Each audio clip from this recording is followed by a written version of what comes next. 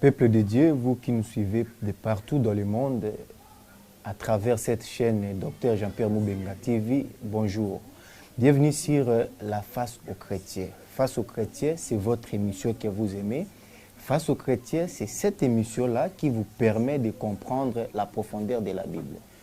Aujourd'hui, parce que Face aux chrétiens a comme l'invité de chaque fois le Dr Jean-Pierre Moubenga TV, Dr Jean-Pierre Moubenga, allais-je dire. Dr Jean-Pierre Moubenga, c'est un homme de Dieu, ministre de la parole, qui exerce dans l'église de C au Congo, qui est placée sur l'avenue Université, numéro 83. Bonjour, docteur. Bonjour, journaliste. Je suis très heureux de vous accueillir encore aujourd'hui dans le cadre de notre émission Face aux chrétiens.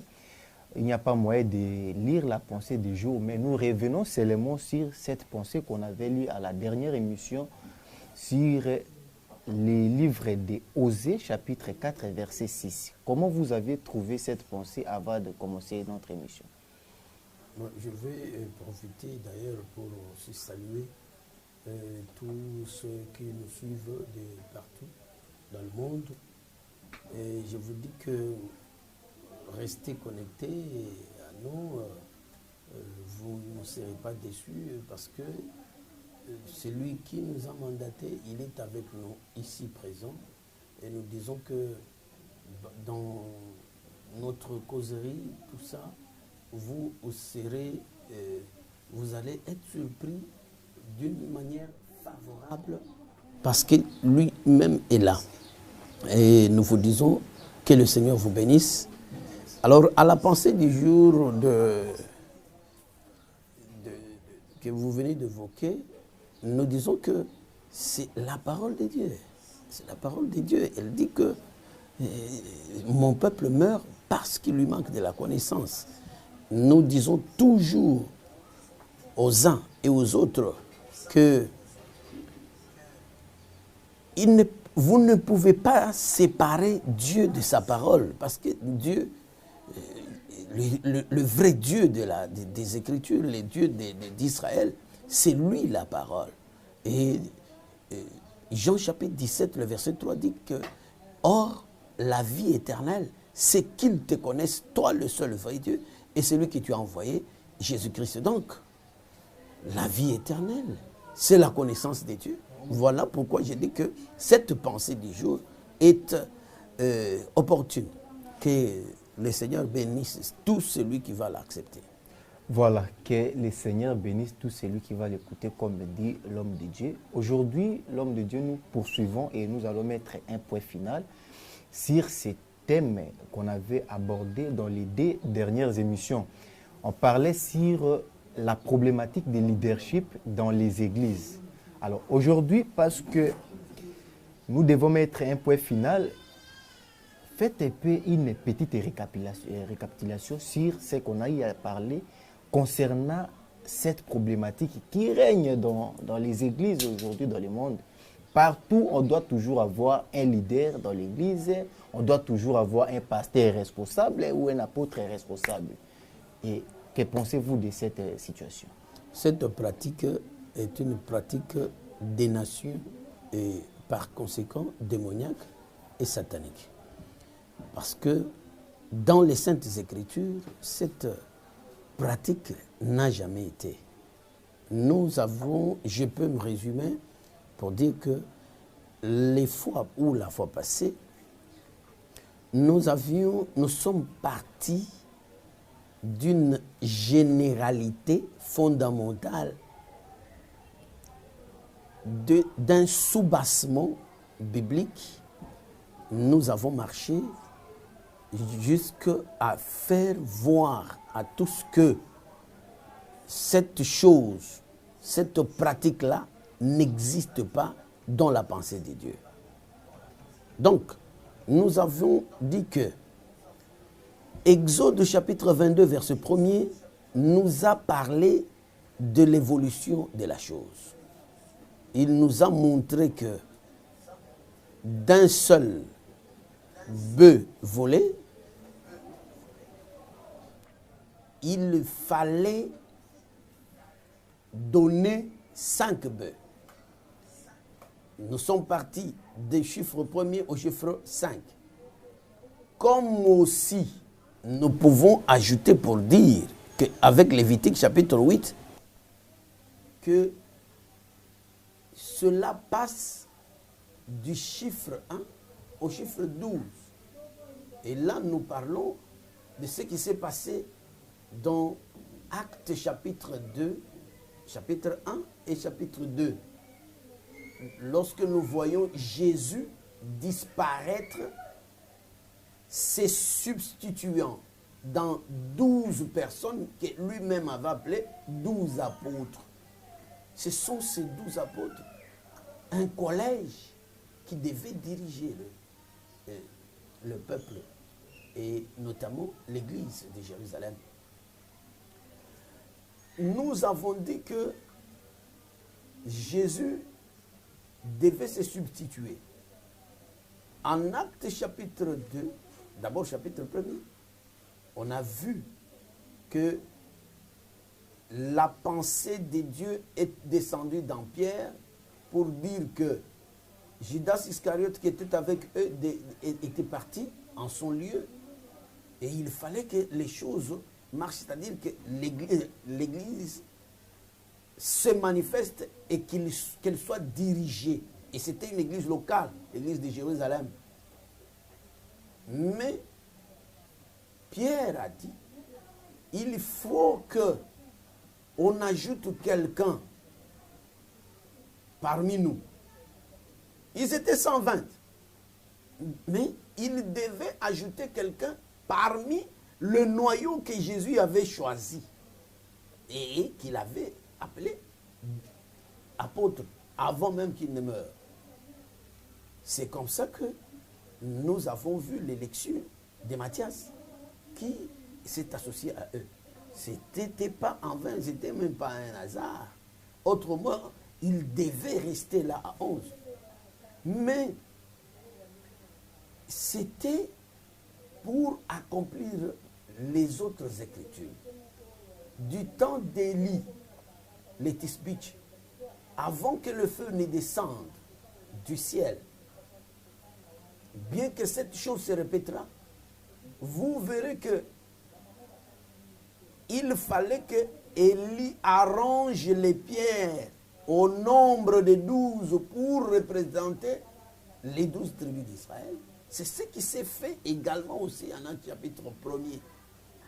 Aussi pour respecter l'écriture que Jésus avait prononcée dans Jean chapitre 11, lorsqu'il disait « Il n'y a-t-il pas 12 heures au jour ?» Et donc, un devait se substituer en 12 pour dire que le collège devait fonctionner dans ce sens-là. Pour qu'il y ait la lumière, Jésus, j'avais déjà dit ça, que Jésus était une personne spéciale qui devait contenir la totalité de Dieu. Et sur la terre, il n'y avait aucune autre personne qui pouvait soutenir ou supporter cette charge-là.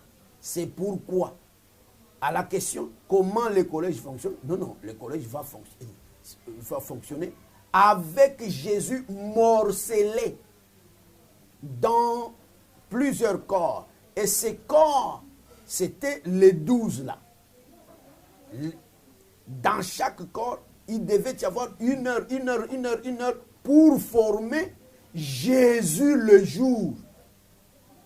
Selon Genèse chapitre 1er, il avait défini le jour comme étant la lumière. Voilà pourquoi nous disons que dans cette alliance,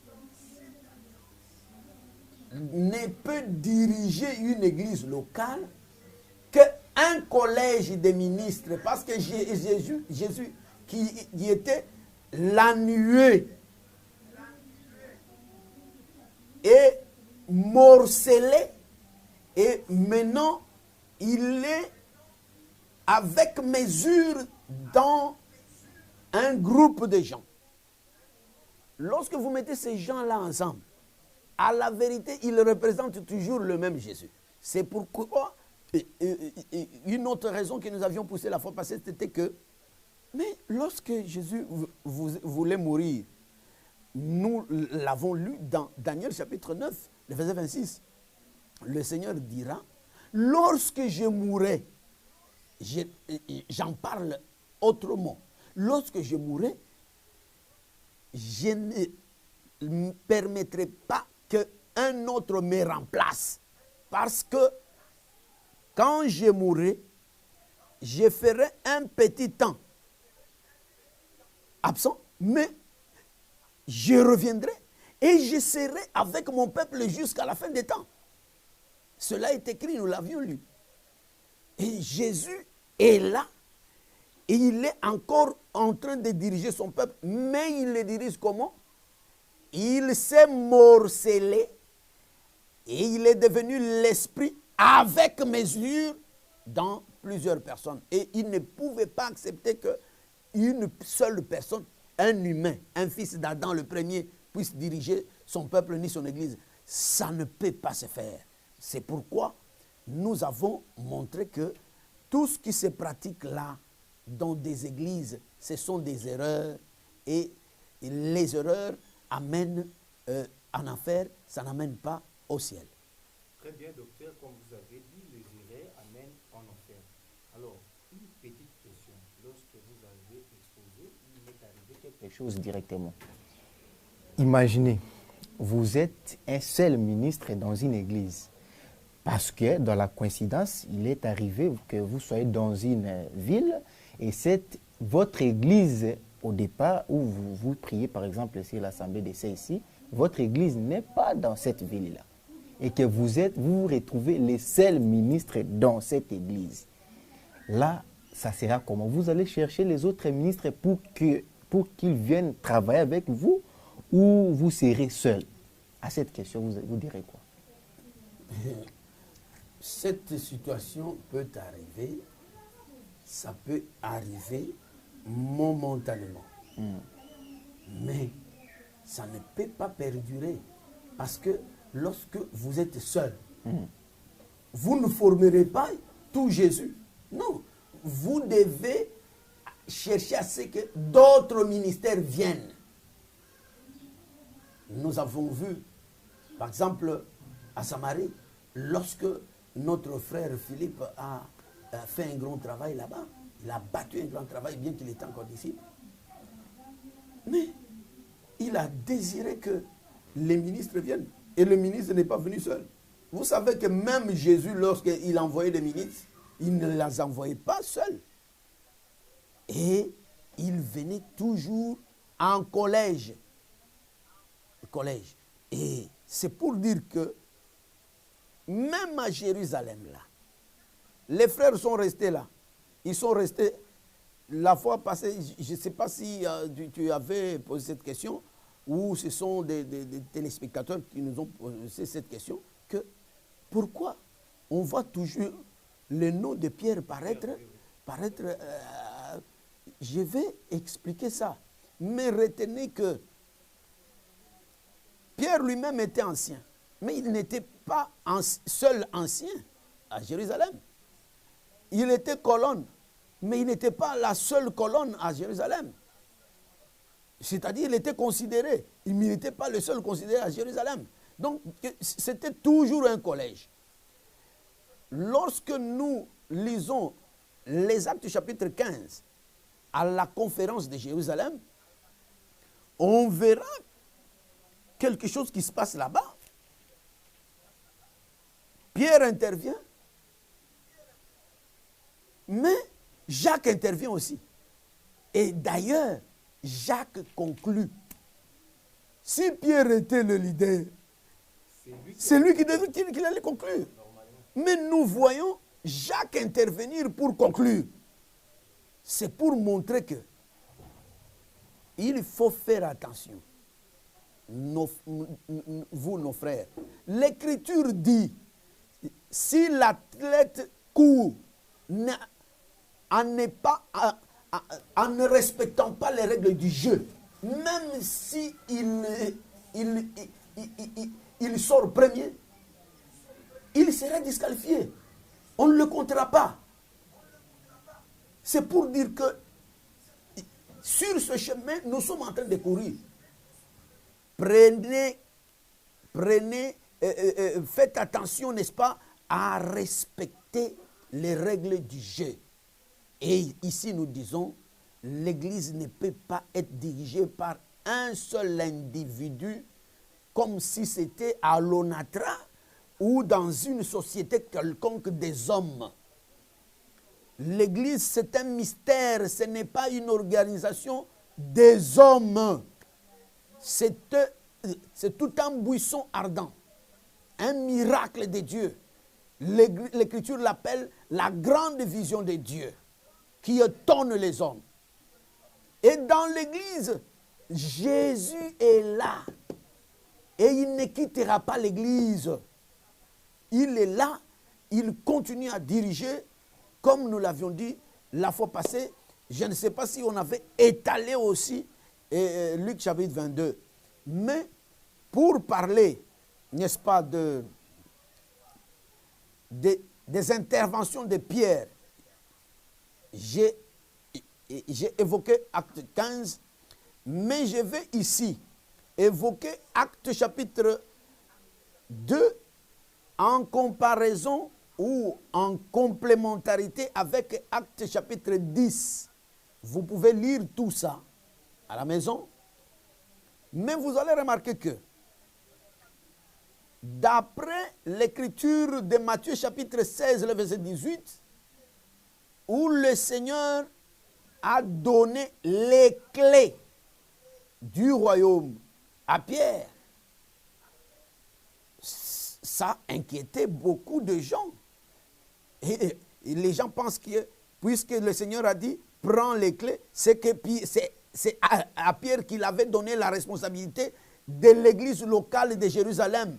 Ça, c'est une erreur grave qui amènerait en enfer si on ne s'y répond pas.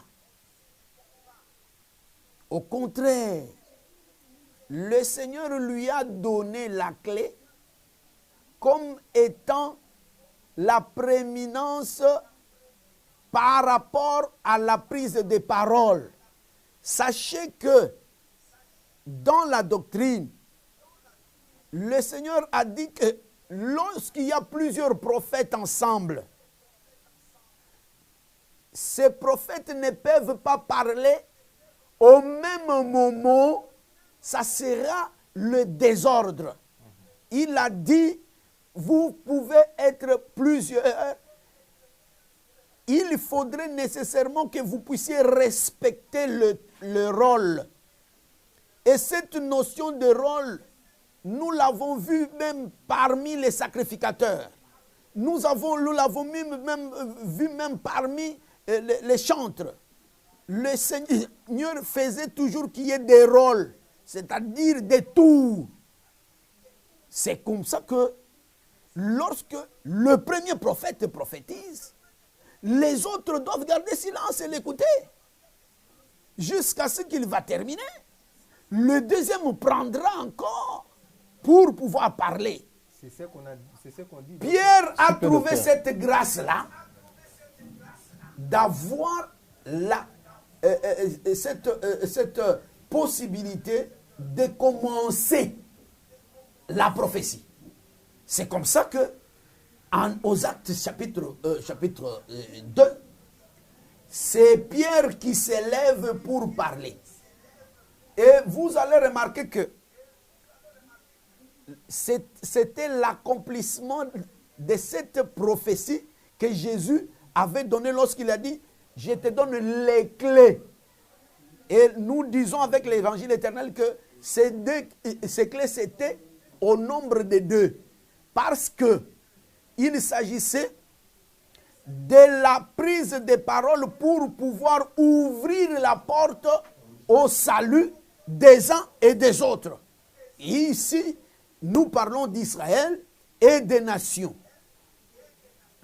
Lorsque nous considérons les Actes chapitre 2, nous trouvons que il prophétise, il ouvre la porte pour les Juifs. C'est comme ça que aux Actes chapitre 2, c'est Pierre qui prend la parole, le premier, et il commence sa prédication. Nous sommes là au verset 14. Et pour les païens, pour les nations également, c'est dans le chapitre 10, lorsque le Seigneur l'a envoyé chez Corneille. C'est Pierre qui a commencé. Même si Paul était l'apôtre des païens, mais ce n'était pas Paul qui a ouvert la porte pour les païens. C'était toujours Pierre, puisque Jésus lui avait donné 2 clés. Ces 2 clés ne faisaient pas de Pierre le leader de l'église de Jérusalem, c'est faux. Autrement, nous avons vu que c'est Jacques à la conférence qui conclut. C'est-à-dire, chacun devait exercer sa grâce selon que le Seigneur l'indiquait. Voilà ce que je peux dire. Je ne sais pas si il y a encore des questions.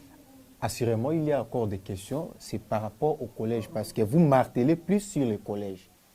Docteur, ne voyez-vous pas que lorsque un pasteur est avec sa femme, ne forme-t-il pas un collège? Parce que dans d'autres églises, nous voyons les pasteurs titulaires, les pasteurs associés, soit 2 ou 3 pasteurs associés, et leurs femmes aussi. J'ai vu ça, je ne peux pas citer le nom d'une église ici, mais chaque femme de pasteur était en même temps aussi pasteur. Ne voyez pas que c'est tout un collège aussi. Et concernant toujours le collège, si vous insistez qu'une église ne peut être dirigée que par le collège, ça sera comment? Toujours par l'esprit des prophètes et soumis par les prophètes ou comment? Mais quand vous faites entrer la femme, c'est encore pire.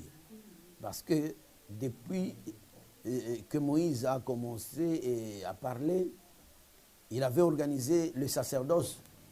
Et dans le sacerdoce, on n'a pas vu une seule femme qui est entrée dans le sacerdoce. Ce domaine-là, d'ailleurs, on pourra encore en faire un sujet. Mais vous savez quand même qu'il y a des femmes... de la femme. Ce sont toutes femmes. Si vous voyez seulement une femme qui prêche, c'est de la sorcellerie. C'est-à-dire, c'est démoniaque, satanique et enférique. Comment ça, pourquoi? Si je peux utiliser un exemple, parce que la plupart des gens comprennent souvent lorsqu'on donne des exemples. Je tire cet exemple des usages des hommes et de la nature. Cet exemple, c'est l'exemple de la poule et du coq dans des villages. Okay. Dans des villages, lorsque vous entendez une poule chanter, automatiquement, les gens du village se disent qu'il y a de la sorcellerie ici. Parce qu'ils ont vu une poule chanter, c'est-à-dire une femme prendre la place de l'homme. Nous avions dit que chanter, je ne sais pas dans quel domaine nous avions parlé de ça avec Ézéchiel chapitre 33, que chanter, c'est prophétiser, c'est-à-dire chanter, c'est prêcher.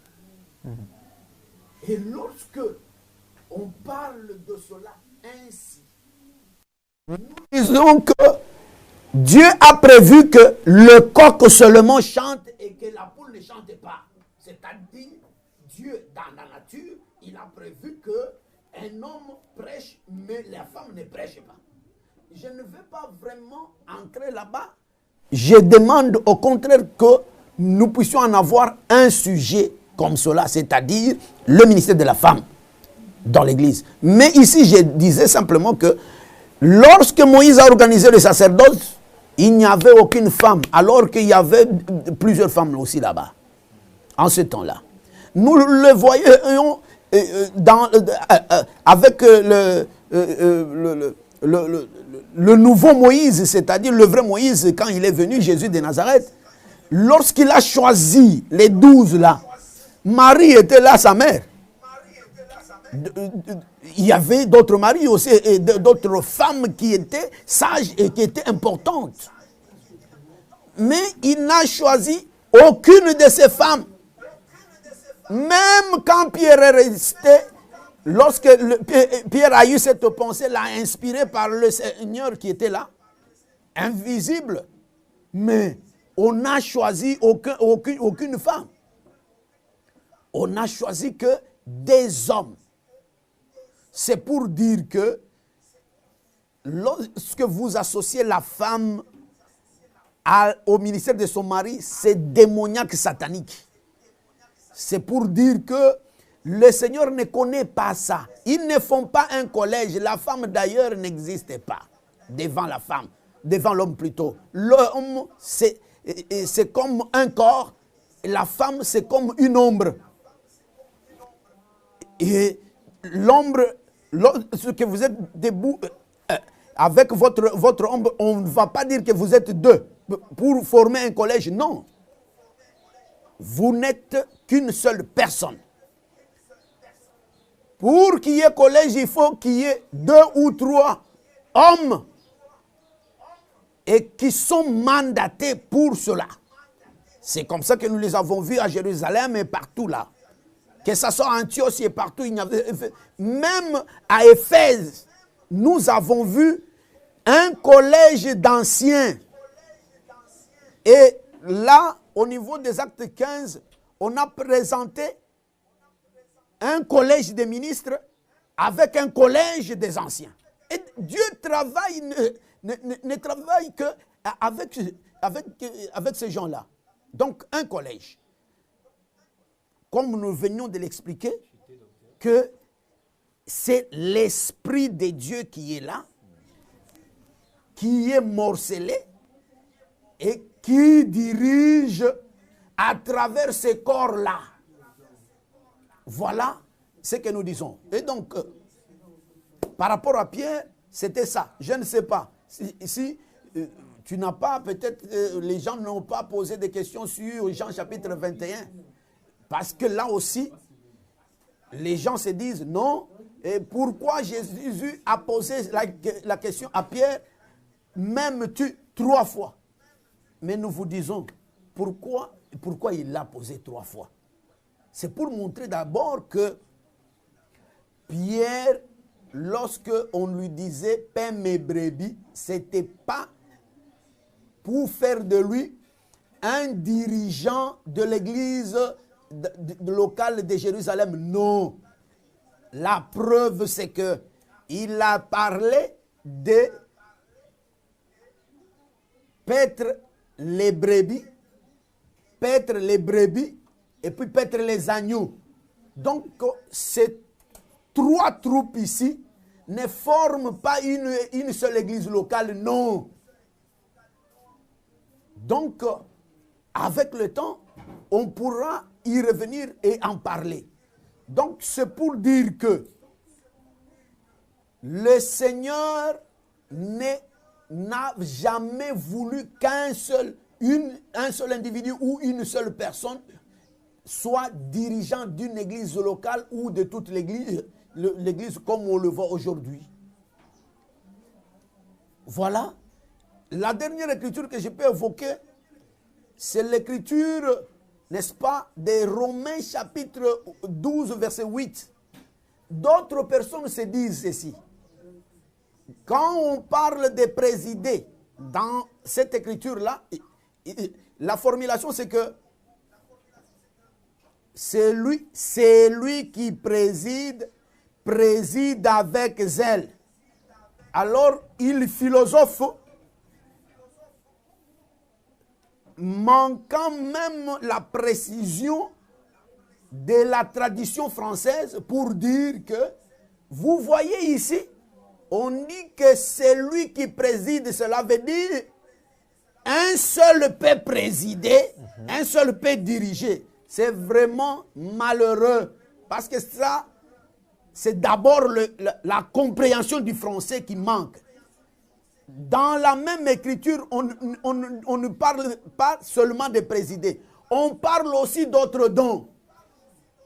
lorsqu'il faut évoquer par exemple la libéralité, que c'est lui qui donne, vous allez dire que dans une église locale, tu vas voir une seule personne qui donne. C'est vraiment à côté que vraiment, je pense que vous avez compris, que le Seigneur vous bénisse. Vraiment, fidèles téléspectateurs, vous comprenez que le docteur était vraiment dans son souffle en train d'expliquer ce que signifie la problématique des leadership dans les églises. Voilà. Nous mettons un point final. Docteur, j'aimerais qu'à la prochaine émission, bien que nous sommes arrivés à la fin, mais que vous reveniez un petit tout peu parce que vous avez encore du souffle. Apparemment, vous aviez des choses à expliquer encore. Alors, au lieu d'entrer dans un autre sujet, parce que prochainement, nous parlerons de l'exercice des dons ministériels. Là, nous verrons aussi le ministère de la femme. Est-ce que ça existe ou pas? Mais pour ce qui concerne la problématique des leadership dans les églises, nous allons revenir avant d'introduire l'exercice des dons ministériels. Fidèles téléspectateurs, nous sommes arrivés à la fin. Nous vous donnons rendez-vous au tout prochain numéro. Nous remercions tout le monde et nous remercions les réalisateurs de cette émission, les frères Caleb. Nous remercions M. Thierry et frère Fortina. Nous remercions les frères Aimé. Nous remercions la sœur Orneline qui accompagne toujours cette équipe des docteurs Jean-Pierre Moubenga TV. Quant à moi, je vous dis bon week-end. Merci beaucoup.